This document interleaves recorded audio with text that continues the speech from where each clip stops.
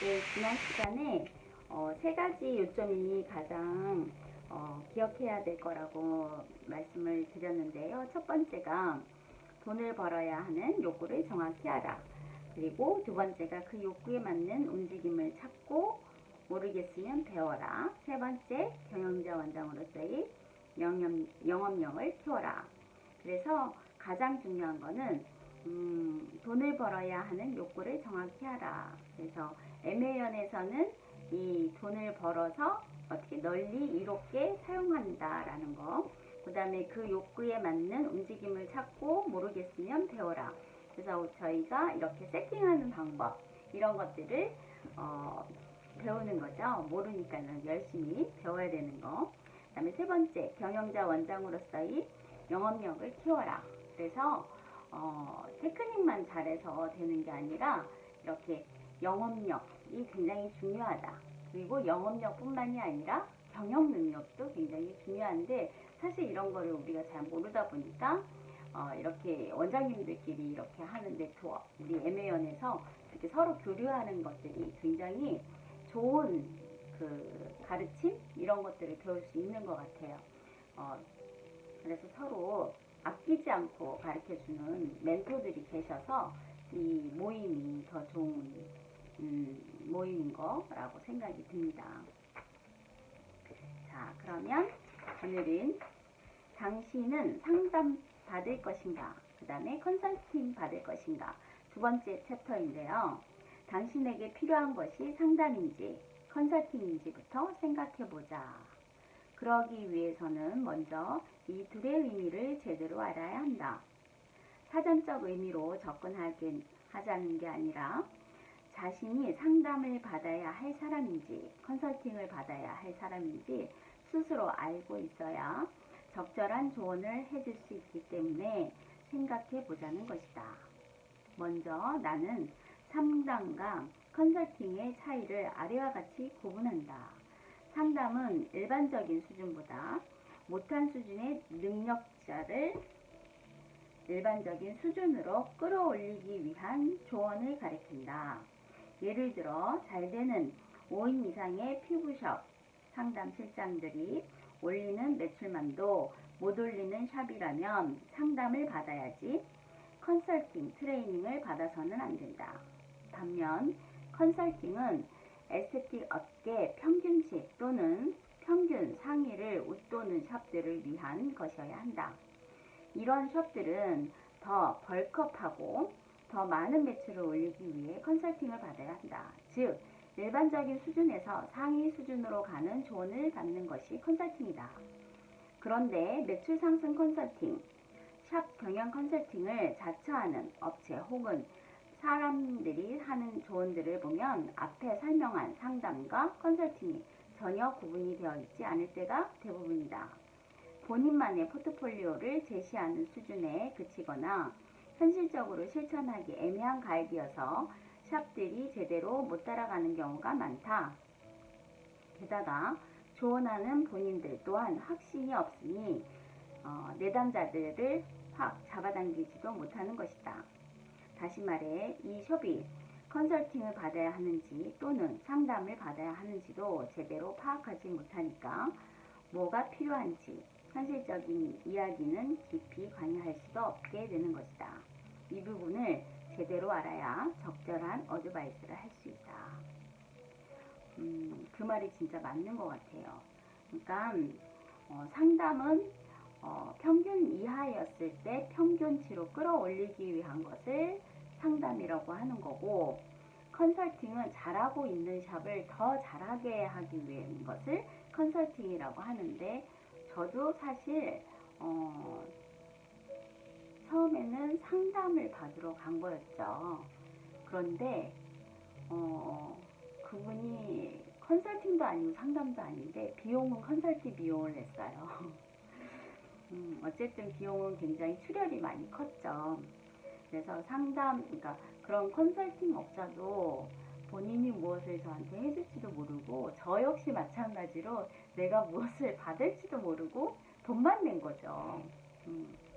그래서 참 답답함을 금치 못했는데 이번에 장 부장님을 만나서 정말 필요한 거를 제가 찾아낸 것 같아요. 온라인 상으로 제가 세팅해야 될 것들, 이런 거를 하나하나 체크할 수 있었던 좋은 기회였던 것 같아요. 자, 그래서 그런데 원장님들도 그래서 세팅하는 거 굉장히 중요하니까 못하셨으면 꼭 무조건 장소장님께서 무조건 하라고 하시잖아요. 근데 무조건 해보셨으면 좋겠어요. 원장들에게 묻겠다. 당신의 숍은 지금 상담을 받아야 하는가 아니면 컨설팅을 받아야 하는가. 이제 명확해진다. 대충 샵 원장들과 몇 마디 이야기만 섞어봐도 그 샵의 실질적인 내부, 외부 컨디션을 파악할 수가 있다. 월 매출에서 월세, 재료비, 인건비 등의 경비 및 매출의 10%를 제외하고 얼마 남는지 계산해보면 될 것이다. 컨설팅을 받고 싶다면 샵의 규모, 위치, 베드 수는 모두 무시해버리고 위에 언급한 수치 전부를 제외하고 월 매출이 최소 700만원 이상은 되어야 한다. 그 이하라면 당신은 컨설팅이 아닌 상담을 받아야 한다. 상담 기술이 문제인지, 고객 유입에 관한 마케팅이 문제인지, 경영 혹은 영업 마인드가 문제인지 등에 대해 평균적인 에스테틱 업계 수준으로 프로세스만 보완해도 충분히 저 정도 매출은 올릴 수 있다. 그렇지만 컨설팅은 트레이닝에 가깝기 때문에 조금 다른 방식으로 보아야 한다. 왜냐하면 업계 평균 이상의 수준에 적합한 방법, 즉 상위 매출을 올리는 방법, 그리고 그것을 유지하는 비결은 해본 사람이 아니면 알려주기 힘들 뿐더러 설령 제3자가 방법을 알려주더라도 실행하기가 쉽지 않기 때문이다. 사실 에메연 에스테틱 매출성장연구소의 수준으로 정원과 실천에 대한 방법론을 제시하는 곳은 이 에스테틱 업계에는 없다. 그렇기 때문에 많은 사람들이 낯설어한다. 항상 이야기하지만 마음이 약한 사람들은 새로운 아이디어, 새로운 현상에는 거의 병적인 두려움을 느끼기 때문이다. 그들은 현상 유지가 될 때 안도감을 느낀다. 결국 내가 하고 싶은 이야기는 본인의 상태를 파악하고 욕심을 버리라는 것이다. 자기 위안을 버리고 냉철하게 현실을 직시하며 문제를 파악할 수 있다. 자신에게 너무 관대하고 싶으면 주변인에게 판단해달라고 하거나 혹은 애매연애 상담 신청을 해보는 것도 좋다. 이것 또한 남에게 물어봐서 아는 것보다 본인은 본인이 파악해야 공부가 된다. 자아성찰이란 그렇게 시작되는 것이다. 이렇게라도 하지 않으면 사람은 사업이 실패하기 전까지는 그대를 유지하려는 나태한 습성이 있기 때문이다. 앞에서는 욕구를 제대로 인지하고 갈구하라고 해놓고 이번에는 욕심을 버리라니 말이 앞뒤가 안 맞는다고 생각할 수도 있겠다. 허나 틀렸다. 욕구를 파악하고 그 욕구에 맞는 행동을 하는 것과 욕심을 버리라는 말은 전혀 다른 이야기다. 욕심은 본인 능력이 안 되면서 갖게 되는 욕구를 말한다. 당연히 그 욕심은 채워질 수가 없는 것이다. 욕구를 파악하고 그 욕구가 익숙해지게끔 본인이 변화해야 한다. 그러면 그 욕구는 목표를 달성하듯 채워진다. 그래서 결국은 욕구를 채워지게끔 노력하면은 목표를 달성한다라는 거잖아요. 그래서 욕구를 그냥 냅두면은 그게 욕심이 되는 거지만 욕구를 파악하고 그 욕구를 익숙해지게끔 본인이 변화하면 그것이 목표를 달성하게 된다면은 그것은 결국 욕심이 아니라는 거죠. 그래서 우리는 욕구가 있을 때 그것을 그냥 욕심으로 두느냐 아니면 그 욕구가 있을 때 그거를 행동으로 해서 그걸 목표로 만들어 가지고 달성을 하느냐 그거에 달려 있는 것 같아요.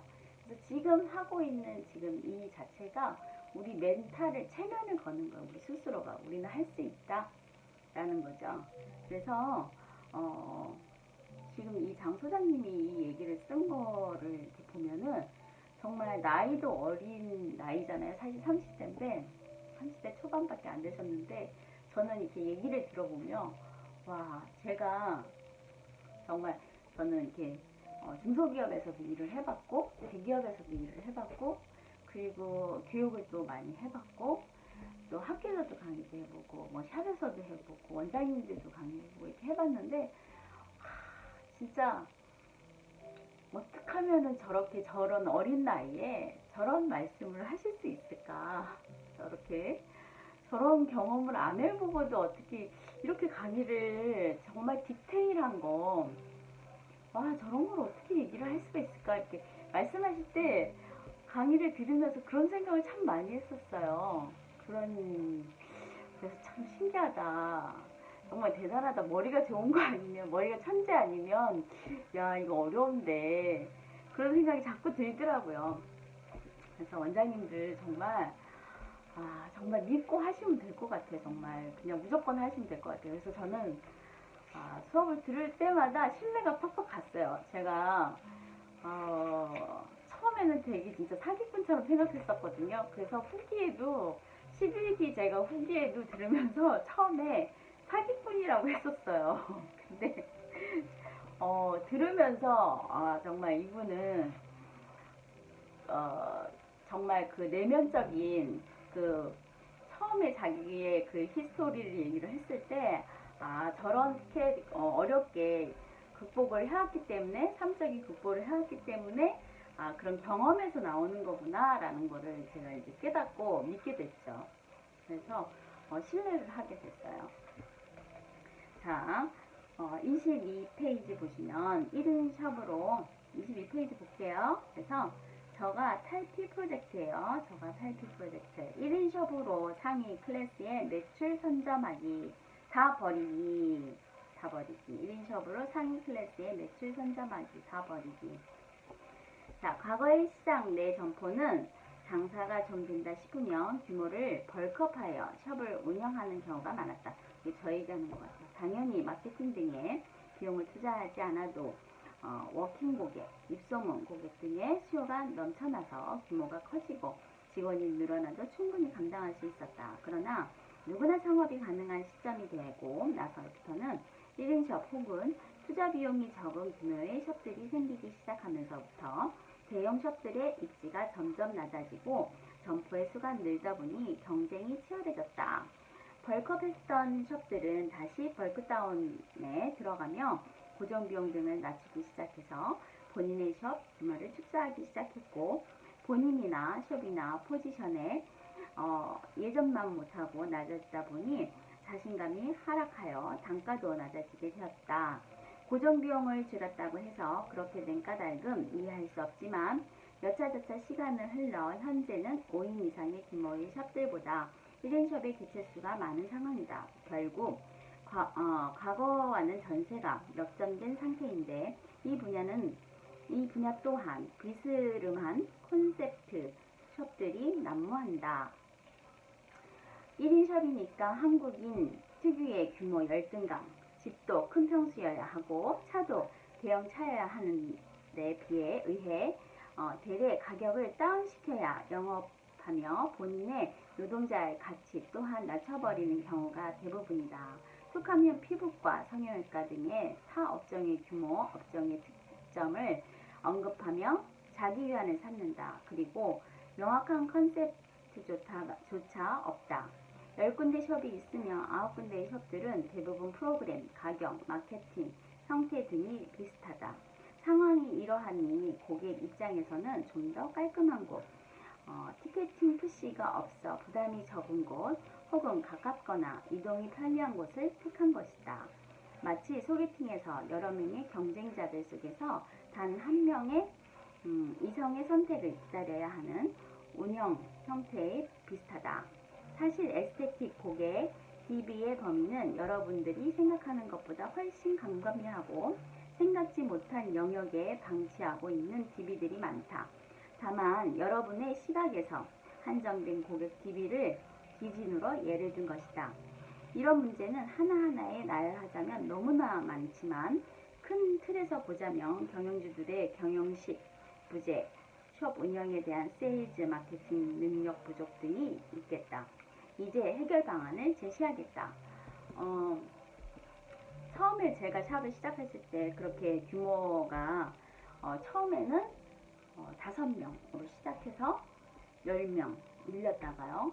직원이 20명이 됐죠. 그러다가 샵을 2개가 됐고 그러다가 3개가 된 거거든요. 그러면서 직원이 25명까지.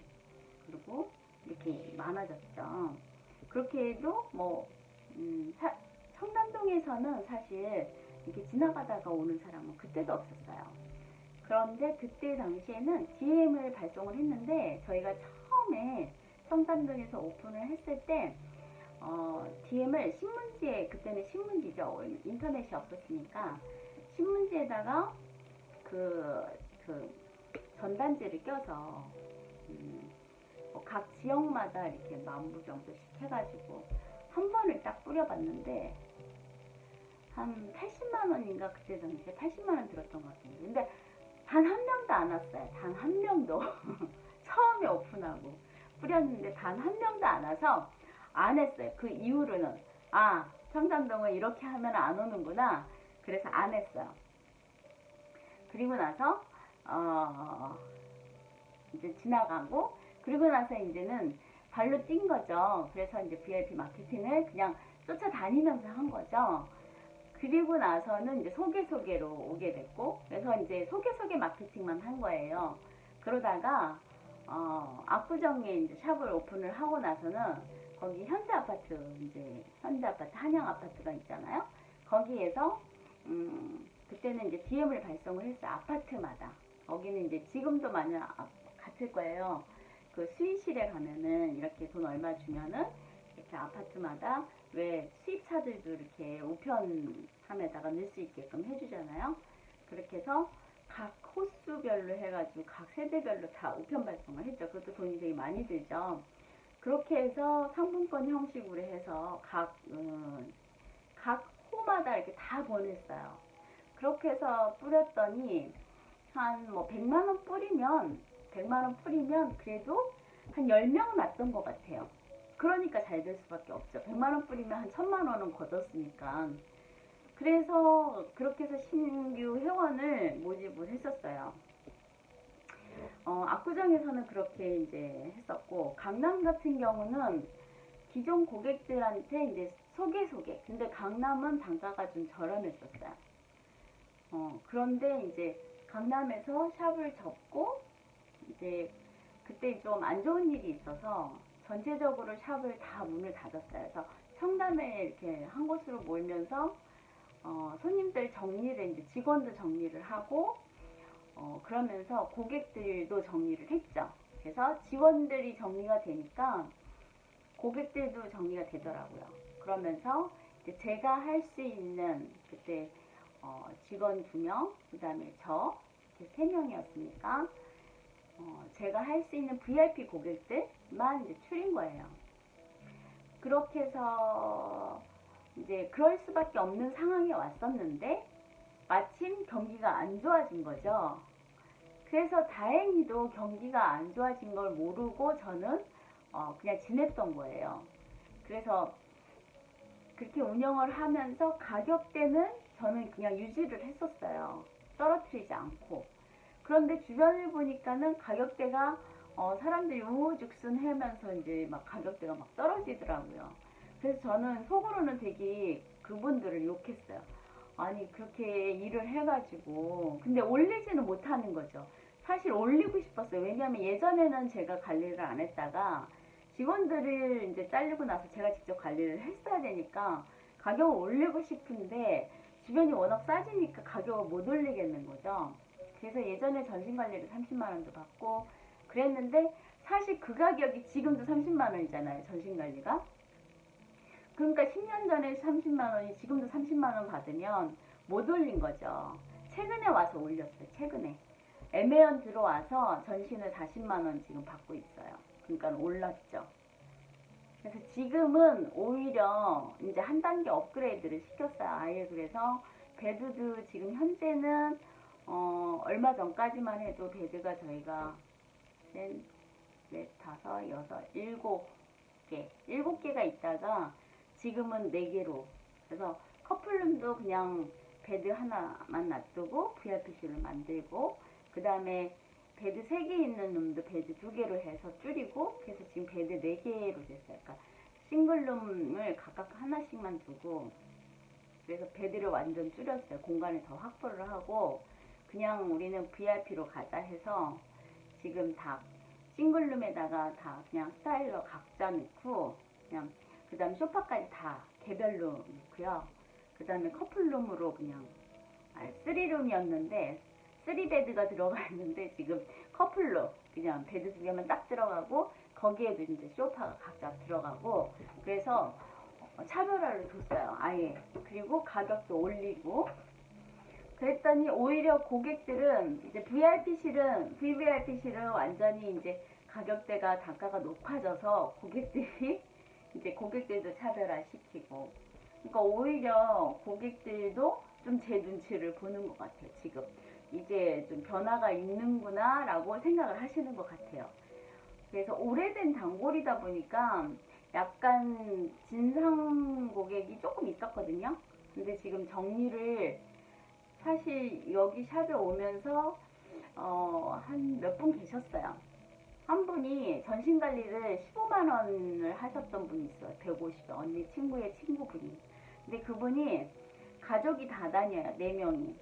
그러니까 엄마, 딸, 아빠, 아들. 그 4명이 다 150이니까는 얼마예요? 600이잖아요. 근데 이분이 처음에는 현찰로 다 내셨어요. 600을. 그런데 어느 순간에 카드로 내시는 거예요. 그러더니 또 계속 다니다 보니까는 이제는 2명 것만 끊고 둘이 다 이렇게 관리를 받으시는 거예요. 아, 이게 이제 계속 끌려가는 거죠. 근데 이분들이 제가 관리를 조금 이제 늦게 들어가거나 그러면 또 짜증을 내시는 거예요. 꼭 저를 또 찾으시는 거예요. 근데 본인들이 또 늦게 오면은 그건 괜찮고, 제가 또 늦게 들어가면은 또 짜증을 내고, 이제 각각 의리 바뀐 거죠. 아, 도저히 안 되겠더라고요.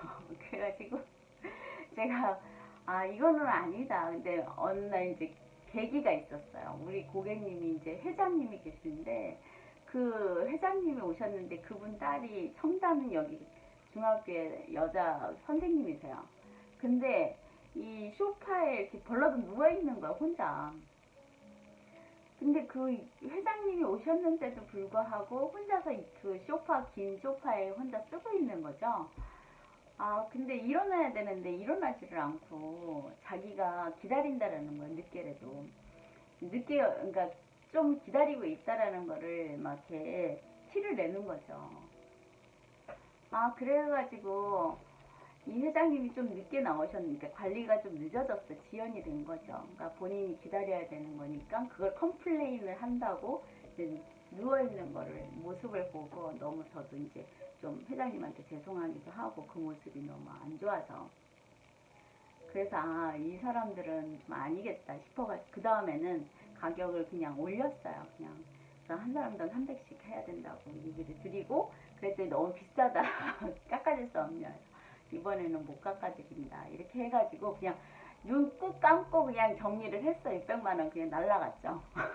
그래서 그분들 마지막으로 진상 정리하고 나서, 그리고 나서 지금은 이제 진상이 딱 한 명 남았어요. 남자분.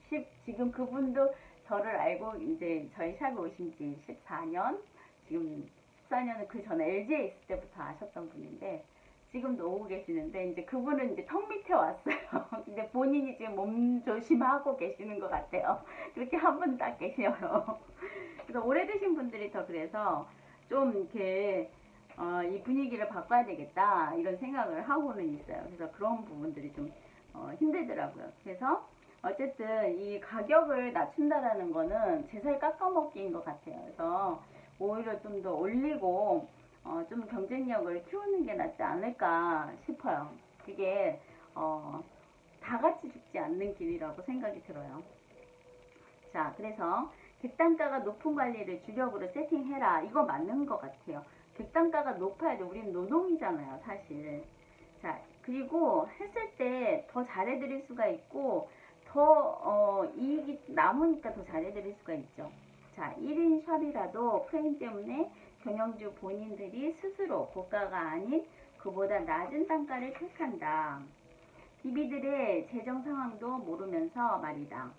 1회 관리 단가를 최소 10만원에서 20, 30만원으로 세팅하여 5회에 50, 70만원, 10회 200, 300만원대의 상품이 주력이어야 한다. 이렇게 높은 가격대의 상품은 안 팔린다고 당연하여 당연하다. 여러분은 어서 물건을 살펴다가 지하철에서나 길거리 노점으로나 세일즈를 곁들여 물건 팔아본 적도 없을 것이고 어디서 사업체 운영이나 경영 등을 해본 적이 전혀 없을 가능성이 농후하다. 경험이나 지식, 노하우 등이 전무한 상태에서 고가 숍 경영이 잘 될 리가 없다. 설령 저 정도 쿼터로도 영업이 잘 되고 있다면 그러한 경험과 노하우가 있었다든지 혹은 주변에 나와 같은 자문가, 조력자가 있다든지 아니면 애초에 센스를 타고나 버려서 삶의 지혜를 통해 스스로 터득해버렸다든지 등의 이유가 있을 것이고 따라서 이 글을 읽고 있을 이유가 없을 것이다. 5회 50에서 70만원, 10회 200에서 300만원대의 프로그래밍 상품을 세팅했다며 그에 걸맞는 필요 요소들을 세팅해야 한다. 필요 요소가 무엇인지는 여러분들이 스스로 생각해 보기를 바란다. 그에 맞는 피드백 정도는 해줄 수 있다. 절대 근거 없이 목표를 측정해서는 안 되며 그것이 바로 앞에서 말한 욕심이다. 기존의 틀에 맞춰진 프로그램 세팅을 탈피하라. 100곳의 숍 중에 90% 이상이 수분관리, 미벽관리, 재생관리, 탄력관리, 필링관리 등 천편일률적인 프로그램을 갖고 있다. 마치 김밥나라의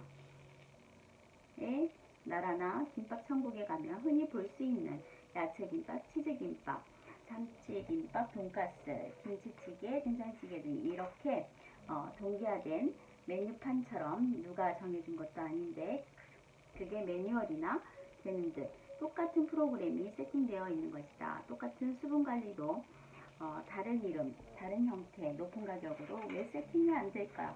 아마 기존의 미디어 학교, 사회 등으로부터 학습되며 축적된 고정 프로그램 때문일 것이다.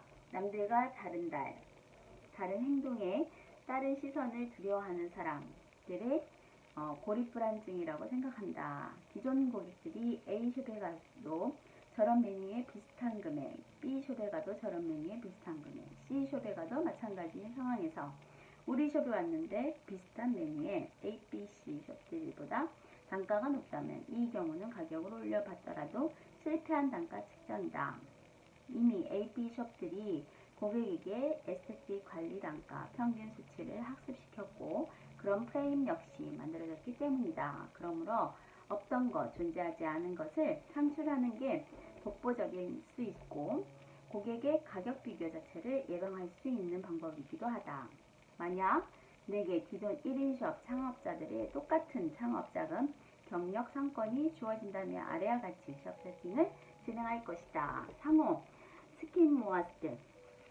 스킨모이스트 트리트먼트 전문센터, 악건성 개선연구소, 취지 우리 피부는 애초 많은 수분을 머금고 태어났지만 시간이 지남에 따라 수분은 소중한 여름방학처럼 공기 중으로 떠나갑니다. 세월 다해선 기타 외부 요인에 의해서 눈밭의 감과 같이 갈라지고 각질이 생기고 주름이 오게 됩니다. 또한 홈케어 제품의 확대에 따라서 생활화된 각질 제거 등으로 인해 건조해진 피부는 더욱 고통받고 민감해지고 있습니다. 현대인의 피부에 수분이 얼마 남지 않은 현 시점에 어디 하나 전문적으로 수분관리, 건성관리, 악건성관리, 민감성 건성관리, 수분부족형 여드름관리, 유분가닥, 수분부족관리 등 수분케어에 전문적이고 특화된 전문 숍들은 병원마저도 없었습니다. 단순히 수분관리를 베이직 관리로 치부함으로써 재생관리나 필링관리, 리프팅관리 등의 고자극관리로 티켓팅을 엮으려는 시장의 분위기에서 저 악건성 개선연구소장 땡땡땡은 과거에 현재에도 그렇지만 이대로 가다가 10년, 20년 후에는 더욱 심한 악건성을 동반하는 민감성 피부 환자들이 기하학적으로 늘어날 수밖에 없겠구나 하는 걱정에 수많은 피부 개선 트리트먼트를 탈피하고 오로지 수분 관련 연구에만 매달려 그 해답을 전문 수분케어 센터로 얻게 되었습니다. 원장 포지션 악건성 피부연구소장. 위에서는 3분짜리 프레젠테이션으로 작성해본 리포트이다. MA연에서 유로 코칭을 받았던 수강생들 중에는 저 예시 안에서 수많은 기법들이 존재한다는 걸 파악할 사람이 있을 수도 있고, 아직 수련이 부족한 수강생은 그냥 고개 끄덕이며 봤을 수도 있을 터이다. 저 짤막한 글 속에서 스토리텔링, 앵커링, 페이싱, 피어싱, 리딩 등 여러가지 기법들이 들어가 있다. 수분 관리만으로 어떻게 수익 창출을 하지? 놓치는 관리들이 많은데 고객을 다른 숍에 다 뺏기겠네. 말도 안 돼. 자고로 장사는 구색을 갖춰서 해야 해. 평소 새로운 것을 쉽게 받아들이지 못하는 사람들은 머릿속에 이러한 여러가지 저항들이 일어났을 것이다. 나는 패턴의 노예가 아니기 때문에 여러분들이 어떤 것을 생각하는지는 자세히 들여다볼 수 없어.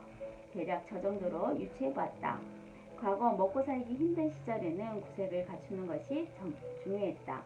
본능적인 것에 충실했다는 것이다. 먹고 살기지. 그렇다. 과거에는 열심히 일해서 차곡차곡 티끌 모아 동산 정도는 가능했다. 내 집 마련 또한 가능했었다. 그러나 지금은 집 마련이라는 진입장벽이 30대에서 40대들에겐 너무 높다. 너무 어려우니까 애초에 시작 자체를 안 한다. 그러다 보니 현재는 먹는 것, 입는 것, 드는 것, 타는 것, 느끼는 것, 즐기는 것에 내 소비가 많이 기울었다. 직장인들의 점심시간만 관찰해 보아도 점심가 7,000원, 만원 플러스 커피 4,000원에서 11,000원에서 14,000원이다. 소득은 크게 달라진 것은 없다. 최저시급이 오르면서 물가도 동일하게 올라버렸다. 합리적인 소비라고 할 수 있겠는가? 현대인들에게 합리적인 소비는 가당치 않다. 이 말은 피부숍 경영자들에게는 솔깃한 이야기이다. 고객들이 돈을 흘리는 방향을 우리는 숍으로 틀어버리면 되는 것이 아닌가. 당연히 근거는 있어야겠지만 맛없는 음식이 메뉴가 많다. 줄 서는 음식점은 한 가지 컨셉의 음식만 판다. 그리고 전문성을 인정받는다. 시각을 이쪽 시장으로 돌리면 트렌드에 맞춰 이 관리 저 관리 다 드리고 심지어 네일 왁싱, 눈썹, 속눈썹 다 해버리는 곳이 고객들한테 어떻게 비치겠는가? 팔방미인 숍이라고 인정받을 것 같은가? 10곳의 숍 중 8곳 이상의 저런 토탈 뷰티 형태를 지향하고 있는데 말이다. 결론은 독보적이어야 한다는 것이다. 필링 전문숍을 하든 모공 축소 전문숍을 하든 고주파 전문숍을 하든 문득 든 생각인데 지역별 숍들과 협약을 맺어 데미지 케어는 뇌조란 땡 숍에서 진행하고 진정, 재생, 수분관리 등은 협약된 숍으로 보내는 방법은 어떨까? 시스템만 구축하며 고객을 공유하며 경쟁 숍들과 상생하며 추가 수익을 창출할 수 있겠다. 남들이 안 하는 걸 해버리면 가격이 정해지지 않는 미지의 분야를 개척할 수 있다. 즉 그런 관리 프로그램은 마케팅 또한 굉장히 쉽고 변경할 필요가 없으니까 비용 또한 적게 들어가고 숍폭은 원장 브랜딩 또한 쉬워진다. 물론 가격도 경쟁할 필요가 없으므로 숍의 이윤도 유리하게 조정할 수가 있을 것이다. 자, 여기에 요점은 그거 같아요. 결론적으로 독보적이어야 한다는 거거든요. 그래서 여러 가지 맛집처럼 맛집같이 여러 가지 두는 게 아니라 한 가지 수분 관리면 수분 관리, 건강 관리면 건강 관리. 그래서 여러분들 눈치채셨지만 여기에 들어오게 되면 무슨 연구소 이렇게 많이 나오잖아요. 그래서 윤곽 관리 연구소 아니면 수분 관리 연구소 이렇게 해서 특별히 문제성 피부 연구소 이런 식으로 저희는 안티에이징 연구소 하는 것처럼 요즘에는 또 이렇게 집중적으로 많이 연구소라는 이름을 많이 쓰는 것 같아요. 그래서 여러분들이 집중적으로 할 수 있는 거, 주로 잘 하시는 거, 그런 거 하나씩 골라서 하시는 거를 추천해 드린다라는 거죠. 그리고 여기 취지를 너무 잘 쓰신 것 같아요.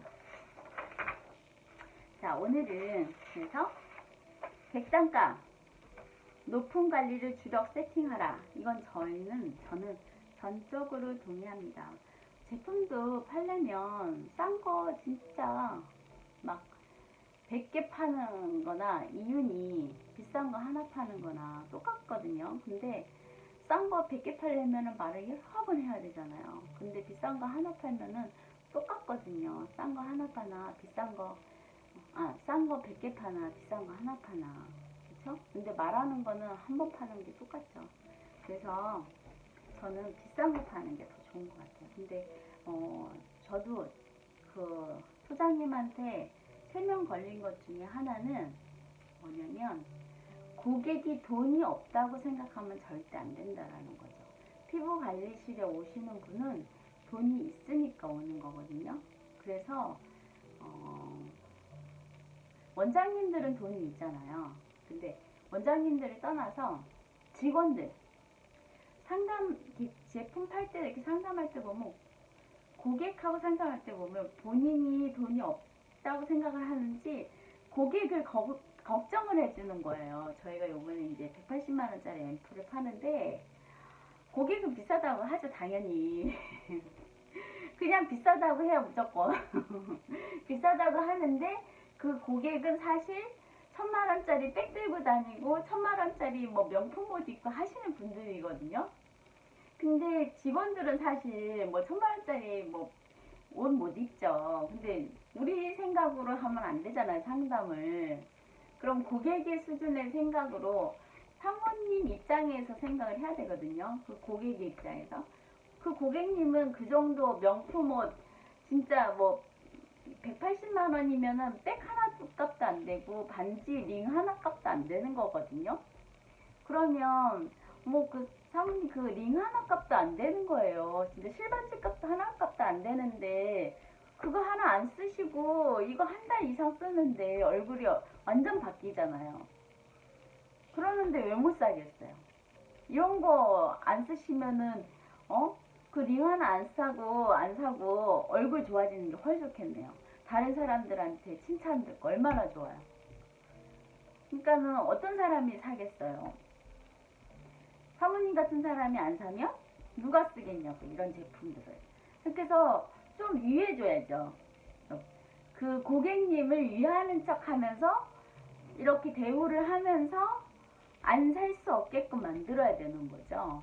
근데 그러죠. 좀 비싸도 효과가 좋아요. 당연하지, 비싸도 효과가 좋죠. 당연하죠. 근데 그렇게 얘기하면 안 된다는 거죠.